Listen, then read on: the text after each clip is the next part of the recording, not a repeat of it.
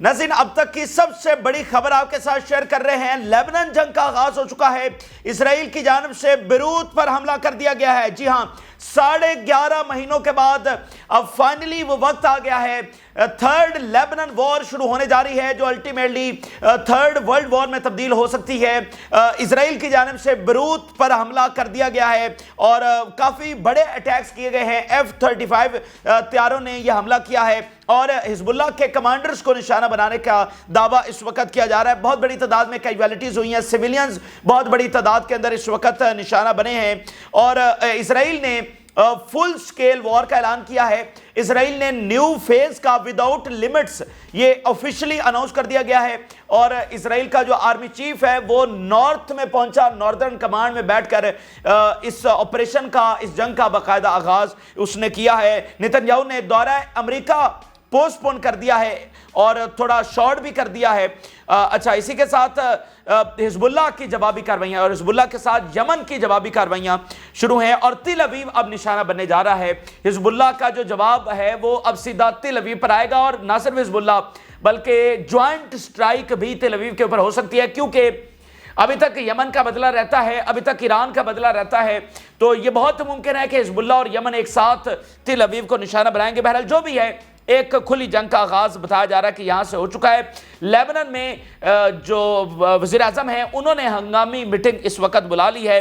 शाम में रूसी फौज इस वक्त अलर्ट है और हिजबुल्लाह के हवाले से यह खबर सामने आ रही है कि वो गलीली को कंट्रोल करने का प्लान कर रहे हैं। गलीली जो बहुत बड़ा एरिया है, आधा इसराइल समझ ले कि जहां से इन सबको निकाला गया है, जो नॉर्थ जिसको आप कहते हैं, जहां पर 11.5 महीनों में जंग चलती रही है, उस गलीली को पूरी तरह से कंट्रोल करने का हिजबुल्लाह इरादा कर रही है। बहुत बड़ी खबरें इस वक्त आपके साथ शेयर करेंगे। जो लोगों ने चैनल को सब्सक्राइब नहीं किया उनसे रिक्वेस्ट करेंगे कि चैनल को जरूर सब्सक्राइब कर लें ताकि हर आने वाली वीडियो आप तक पहुंच सके। नाज़रीन, कल हसन नसरुल्लाह ने स्पीच की और जो कम्युनिकेशन डिवाइसेस का हमला है उसको एक्ट ऑफ वॉर कहा, यानी उन्होंने इसको कहा कि ये वॉर का आगाज है और फिर उन्होंने चैलेंज किया। उसके बाद 100 रॉकेट लॉन्चर्स पर अटैक करने का दावा तकरीर के फौरी बाद इसराइल ने किया। ओवरनाइट उन्होंने ये अटैक जारी रखे। उसके फौरी बाद हिजबुल्लाह ने अपने हमले शुरू कर दिए। 200 रॉकेट्स कम से कम उन्होंने इसराइल के ऊपर दागे और अब उसके बाद जो है, यानी ये पिछले 24 घंटों की टाइमलाइन है, तो अब इसराइल की जानिब से बेरूत को निशाना बना दिया गया है। अभी ये इतनी बड़ी खबर है, ये दुनिया की सबसे बड़ी खबर इस वक्त बन गई है, मिडिल ईस्ट की सबसे बड़ी खबर है कि इस खबर को किस तरह से एक्सप्लेन किया जाए कि Beirut is the last stop, Beirut is the red line.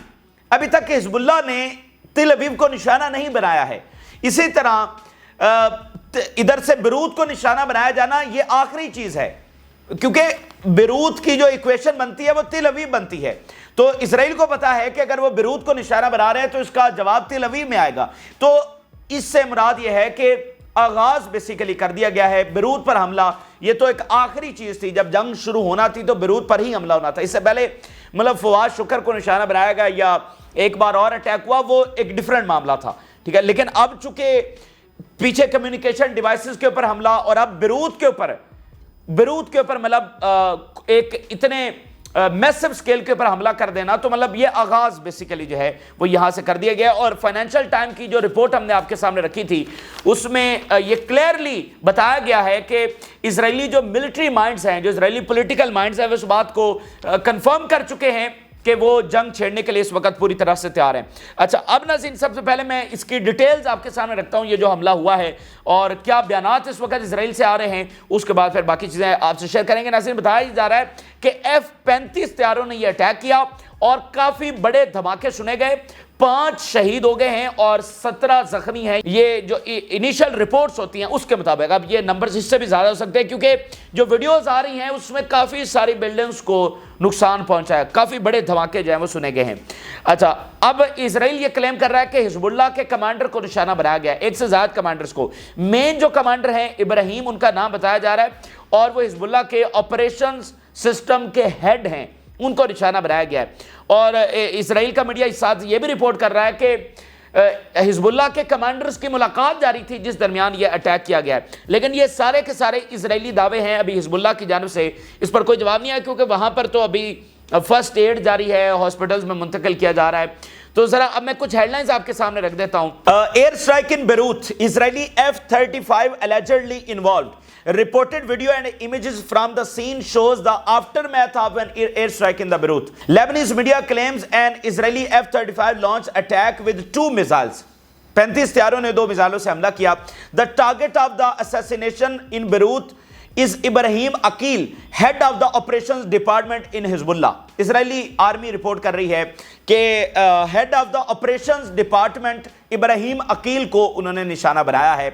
Initial estimate indicates that the Israeli raid was carried out during a meeting of leaders from Hezbollah.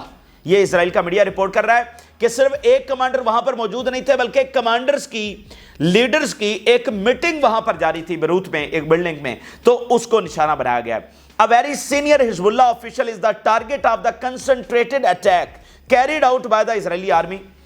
اچھا, تو یہ ابتدائی رپورٹس ہیں وہ بتائی جا رہی ہیں. اب کنفرمیشن نہیں ہے کہ کیا جو ابراہیم عقیل ہیں وہ اسیسینیٹ ہو گئے ہیں یا وہ صرف زخمی ہوئے ہیں یا وہ وہاں پر موجود بھی تھے یا نہیں تھے. یہ تو سارا اسرائیل کا دعویٰ ہے, ابھی حزب اللہ سے اس کا جواب آنا باقی ہے. اچھا, دوسری بات ناظرین یہ ہے کہ اس حملے سے پہلے اسرائیل کا جو آرمی چیف ہے وہ نارتھ میں پہنچا اور ناردرن کمانڈ میں جا کر اس آپریشن کی منظوری دی اور ایک کھلی جنگ کا باقاعدہ مطلب کہ وہاں پر آغاز کیا. مطلب یہ بہت ریئر ہے, بہت غیر معمولی ہے.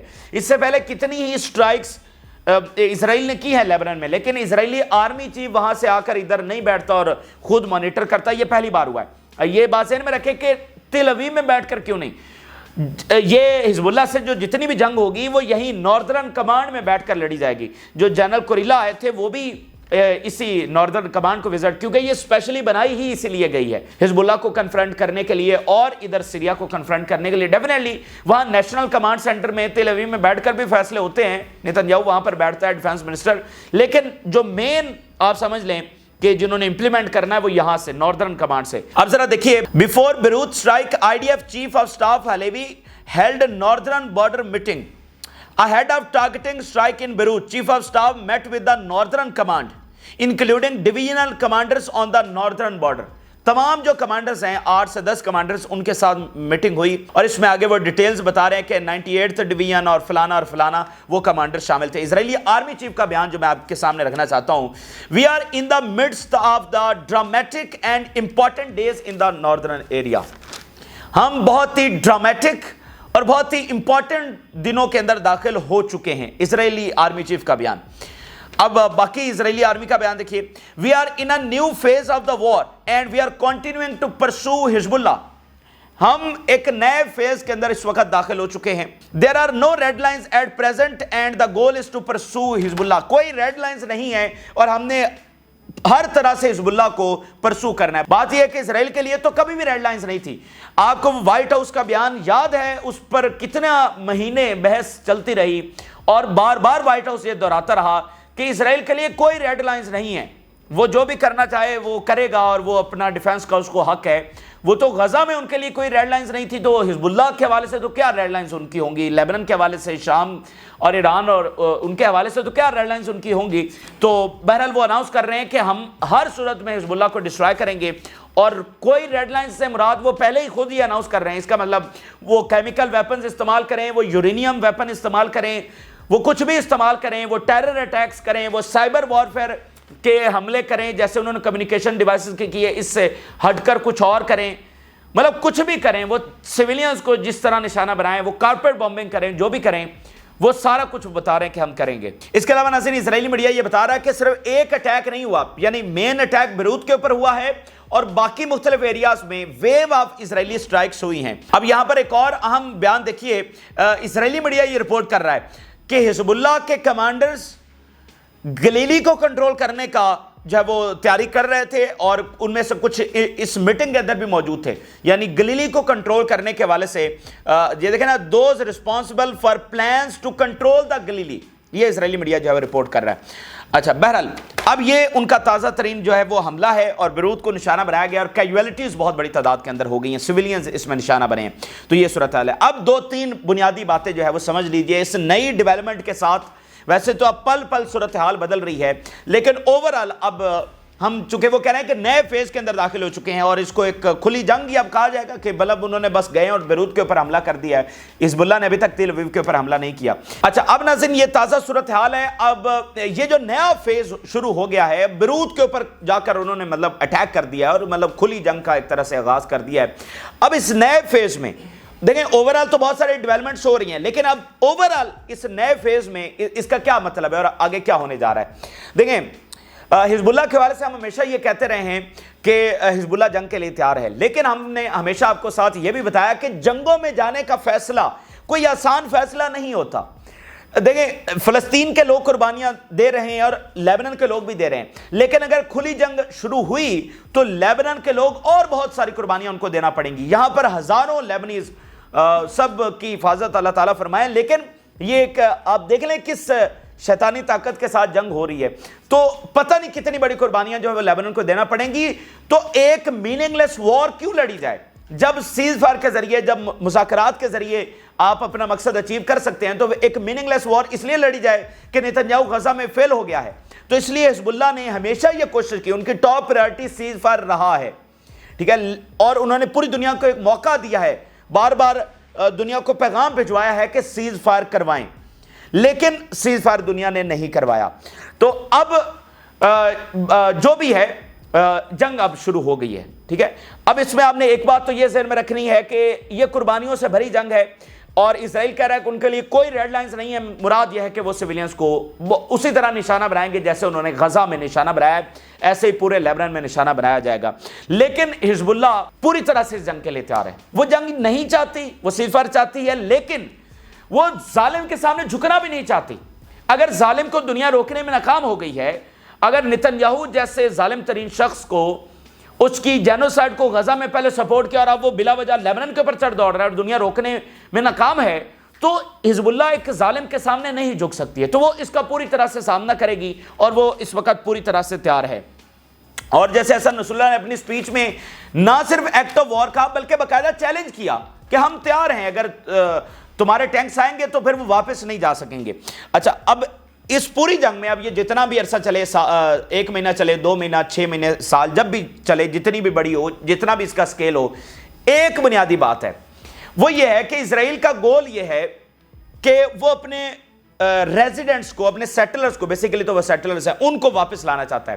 جیسے وہ غزہ میں داخل ہوا تھا تو اس نے کہا تھا کہ یہ کریں گے، یہ کریں گے، تو یہاں پر اس کا گول یہ ہے کہ وہ سیٹلرز کو واپس لانا چاہتا ہے۔ تو اپنی پوری طاقت کے استعمال کے باوجود اگر وہ اپنے سیٹلرز کو واپس نہیں لا سکا تو یہ اس کی شکست ہوگی۔ تو حزب اللہ کا صرف اور صرف فوکس یہ ہوگا کہ کبھی سیٹلرز واپس نہ آ سکیں، اور یہ پھر ایسی اس کی ایک شکست ہوگی جو اس کے مکمل خاتمے کا سبب بنے گی۔ تو اسرائیل جو بھی طاقت استعمال کرے گا، اور ظاہری بات ہے وہ سویلینز کو بھی اس میں نشانہ بنائے گا جو کہ جنگی جرم ہے، لیکن دنیا اس کو روکنے میں ناکام ہے، تو وہ طاقت کا استعمال کرے، جو کرنا ہے کر لے، لیکن اس سب کے اختتام پر، اس کی ساری طاقت کے اختتام پر بھی، اس جنگ کے اختتام پر بھی اس کی شکست ہے، اور وہ شکست جو اس کی مکمل خاتمے کا سبب بنے گی۔ اب یہ باتیں آپ نے جو پوری ایک طویل جنگ اب چلے گی اس حوالے سے ذہن میں رکھنی ہے، اور اس کا بیک گراؤنڈ یہ کیوں شروع ہو رہی ہے، حزب اللہ کیوں ڈیلے کرتی رہی، حزب اللہ کیوں دنیا کو سیز فائر کا موقع دیتی رہی، اس کی وجہ آپ کے سامنے ہے کہ لیبنان کے لوگوں کو بھی مزید قربانیاں دینا پڑیں گی۔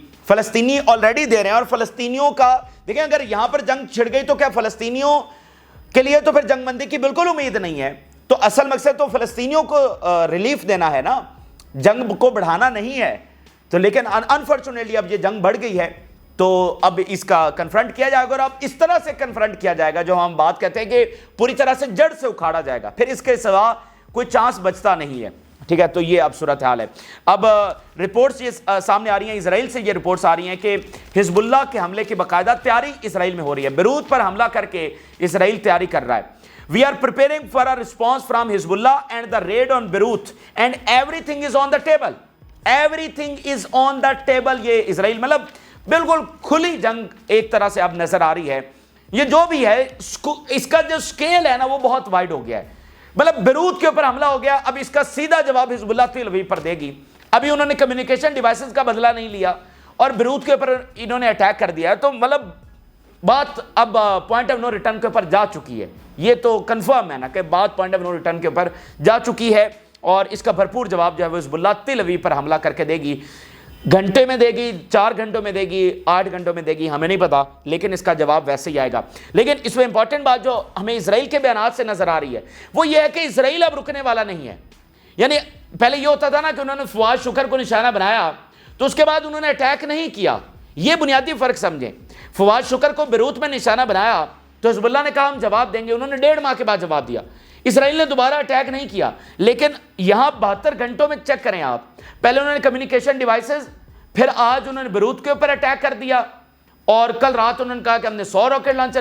تو اس کا مطلب اسرائیل کے حملے رکنے والے نہیں ہیں۔ تو اس لیے اب یہ نہیں ہونے والا کہ حزب اللہ کہے گی کہ اچھا ہم جواب دیں گے، کیونکہ اسرائیل تو کنٹینیوس اب اپنے حملے شروع کر چکا ہے، تو حزب اللہ کا جواب بھی امیڈیٹلی آنے والا ہے، گھنٹوں کے اندر آنے والا ہے، لمبی بات نہیں ہے، کیونکہ بات اب ڈیفرنٹ فیز کے اندر داخل ہو گئی ہے۔ اچھا آگے ناظرین چلیں تو حزب اللہ کے جو حملے ادھر نارتھ میں ہو رہے ہیں اس حوالے سے یہ رپورٹ سامنے آ رہی ہے کہ ابھی تک آگ وہاں پر لگی ہوئی ہے اور اتنی بڑی ٹیمز وہاں پر لگی ہوئی ہیں آگ کو بجھانے کے لیے جو حزب اللہ نے حملے کیے ہیں۔ Scenes of Israeli fire fighting teams trying to control fires that broke out in the occupied city of Safed as a result of resistance missiles. Fires broke out in northern and central Golan Heights. Firefighting teams working on the sites. اب یہ line سنی گیا. 4 firefighting planes help 9 firefighting teams to control fires that broke out in Safed as a result of the rockets that fell. 4 planes اور 9 team صرف اور صرف سفید میں کام کر رہی ہیں اور یہیں پر ان کی ناردرن کمانڈ بھی موجود ہے۔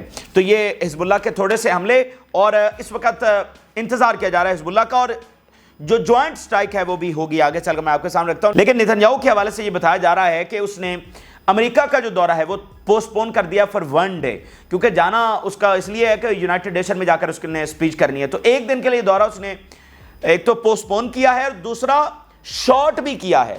اب مطلب اگر اس کا 4 دن کا دورہ تھا تو 2 دن کا کر دیا، ایگزیکٹ تو نہیں سامنے آیا، لیکن ایک تو پوسٹ پون کیا دوسرا شارٹ کر دیا دورہ۔ اچھا اب لیبنن میں ایک اور چیز ہو رہی ہے، لیبنن کے پرائم منسٹر انہوں نے ایمرجنسی میٹنگ بلائی ہے۔ اب یہ بھی پہلی بار ہے، اس سے پہلے لیبنن کی حکومت نے ایسی کوئی ایمرجنسی میٹنگ نہیں بلائی، کیونکہ یہ حزب اللہ لڑ رہی ہے نا جنگ، تو لیبنن کے جو حکومت ہے حکومت میں وہاں پر یہ ٹیمپریری ایک پرائم منسٹر ہیں، عبوری وزیر اعظم ہیں، اور نبی بیری جو اسپیکر ہیں انہی کے ساتھ رابطے وغیرہ ہوتے رہتے ہیں، لیکن اب انہوں نے ایک امپورٹنٹ میٹنگ بلائی ہے، ٹھیک ہے، ایک جو نیشنل سیکیورٹی کی میٹنگ ہے انہوں نے کال کر لی ہے۔ Lebanese prime minister Najib Mikati holds an emergency meeting on Beirut bombing. تو اب یہ دیکھتے ہیں کہ وہاں پر کیا ہو رہا ہے، لیکن جو اس کے ساتھ ایک امپورٹنٹ چیز ہو رہی ہے وہ شام میں ہو رہی ہے۔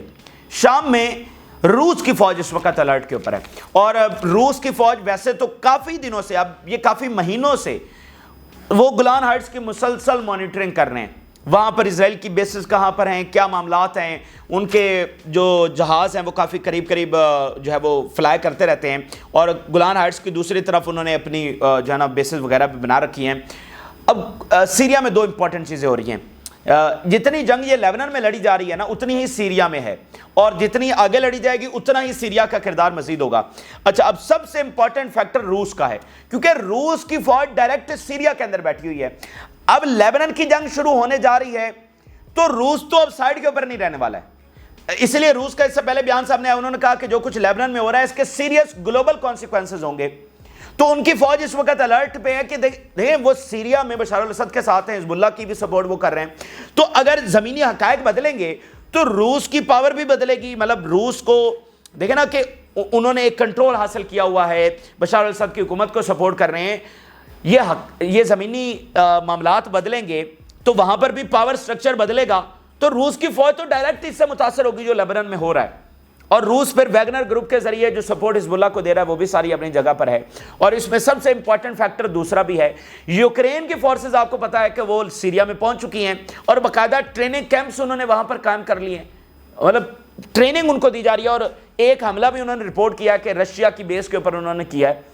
تو یوکرین کی فورسز سیریا میں آ گئی ہیں، ادھر سے لیبنن کی جنگ شروع ہو گئی ہے، ادھر سے عراق کہہ رہا ہے کہ لاکھوں جنگجو ہمارے صرف نصر اللہ کے اشارے کا انتظار کر رہے ہیں، اور شام کی تنظیمیں اس وقت انتظار میں بیٹھی ہوئی ہیں۔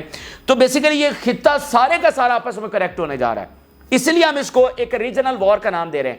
یہ ایران سے، عراق سے، شام سے، لیبنن اور ادھر یمن، یہ سارے کا سارا کنیکٹ ہونے جا رہا ہے، اور اس میں جارڈن اور یہ شام اپنے آپ کو اب کیسے سنبھالیں گے یہ سمجھ سے باہر ہے۔ لیکن یہ سارے کنیکٹ ہونے جا رہے ہیں. روس اس وقت تمام چیزوں کو کلوزلی مانیٹر کر رہا ہے, وہ براہ راست اس کا حصہ ہوگا. اس سے پہلے وہ اسرائیل کو دھمکی بھی دے چکا ہے. انہوں نے کہا تھا کہ اگر لیبنان کے اوپر اٹیک ہوا تو ہم خاموش نہیں بیٹھیں گے. یہ روس کا پرانا بیان ہے کہ پھر چکے دیکھیں ایک ریجن ہے, اس میں ہر کسی کا اپنا اپنا سٹیک ہے.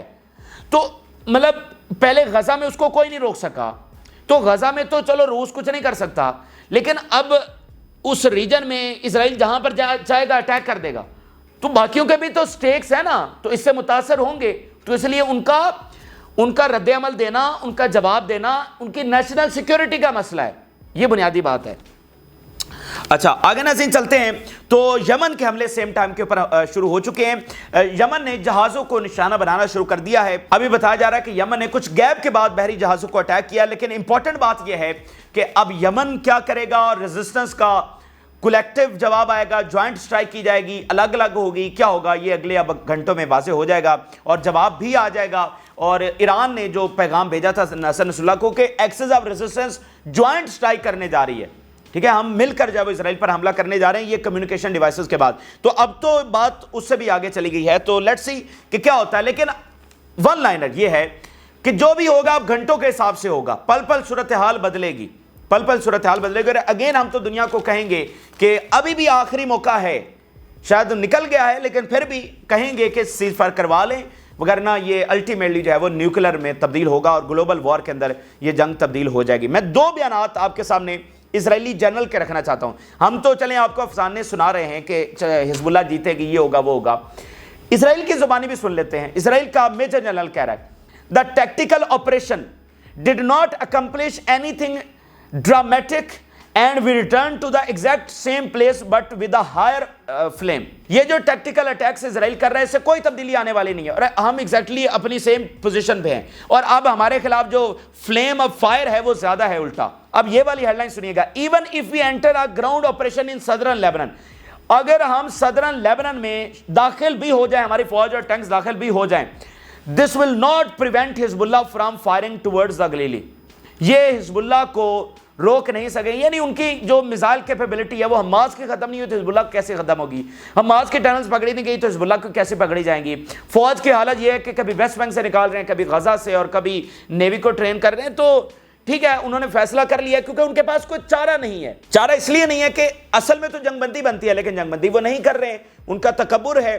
تو زمینی حقائق یہ بتاتے ہیں کہ جنگ ان کو مہنگی پڑے گی. And definitely huge losses on Lebanon side, یہ بات آپ نے ذہن میں رکھنی ہے. ہیوج لاسز آن لیبنان سائڈ, یہاں پر سویلینز بہت بڑی تعداد میں ہٹ ہوں گے, ٹھیک ہے, کیونکہ ایک بروٹل اینیمی کے ساتھ یہ جنگ ہونے جا رہی ہے. غزہ میں سب سامنے ہے, تو لیبنان میں انہوں نے کیا کرنا ہے, مطلب وہ بم گرائیں گے, سویلینز کے گھروں کو نشانہ بنائیں گے, تو ہیوج لاسز ہوں گے.